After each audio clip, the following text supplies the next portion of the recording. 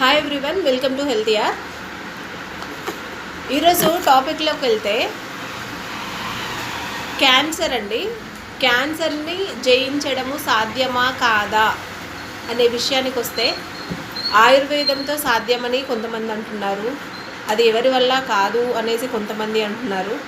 కాకపోతే ఇక్కడ ఆయుర్వేదంలో మెడిసిన్ యూజ్ చేసిన తర్వాత ఒక పేషెంట్, క్యాన్సర్ పేషెంట్, నేను చెప్పడం ఎందుకు, తన మాటల్లోనే వినండి. చెప్పమ్మా, నీ పేరేంటి? నా పేరు నాగమణి.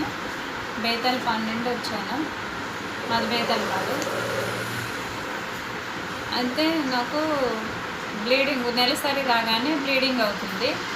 ఎందుకు ఇలా అవుతుంది అంటే నెలసరిలో నెలకు వచ్చేసి 7 రోజులు 8 రోజులు అవుతుంటే ఎందుకు ఇలా అవుతుంది అని హాస్పిటల్లో తిరుగుతూనే ఉన్నాను.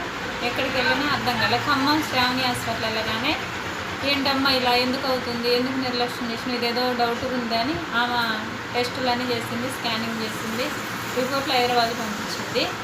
పంపిస్తే అక్కడికి వెళ్ళాక వాళ్ళు క్యాన్సర్ అని నిర్ధారణ చేశారు.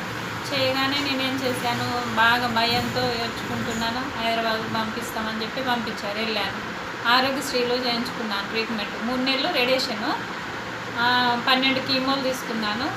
ఇక నా వల్ల కాలేదు, తట్టుకోలేకపోయాను. కరెంటు వేడి, మంట, ఇక ఏమైనా కానీ అని ఇక నేను సైలెంట్గా ఉన్నాను. ఉంటే మా ఊళ్ళో డాక్టర్ గారు, ఫ్యామిలీ డాక్టరు ఆర్ఎంపీ, తను అన్నాడు కదా, ఇట్లా ఆయుర్వేదం మందులు తీసుకోవచ్చు, ఏం కాదు, తగ్గిపోద్ది, కీమోలు మరీ ఎక్కువ తీసుకున్నా మనిషికి బాగోదు అని చెప్పారు. సరేలే అంకులు, అంత దేవుడి దయ అని చెప్పి దేవుడి మీద భారం వేసి నేను వచ్చాను. ఇక్కడ ఆయుర్వేద మెడిసిన్ వాడిన నుంచి చాలా వరకు నాకు ఓకే, బాగుంటుంది. ఇప్పుడు 5 నెలల నుండి వాడుతున్నాను. 5 నెలల నుండి వాడుతున్నాను, పర్వాలేదు, బాగానే ఉంటుంది. మీ పనులు మీరు చేసుకోగలుగుతున్నాను. నా పనులు నేను చేసుకోగలుగుతాను. ఇంతకుముందు రేడియేషన్ కీమోలప్పుడు కూర్చోబెట్టి ఇట్లా తినిపించటం, వాష్రూమ్కి ఇక్కడ తీసుకెళ్ళటం, ఇంకో మనిషితో సహాయం తీసుకోవాల్సి వచ్చింది, ఇంకో మనిషి సహాయం తీసుకోవాల్సి వచ్చింది. ఇప్పుడు నేను నా ఇంట్లో పని నేను ఊడ్చుకోవడం, ఎత్తుకోవడం, వంట చేసుకోవడం అన్నీ చేసుకోగలుగుతాను. బాగుంటుంది.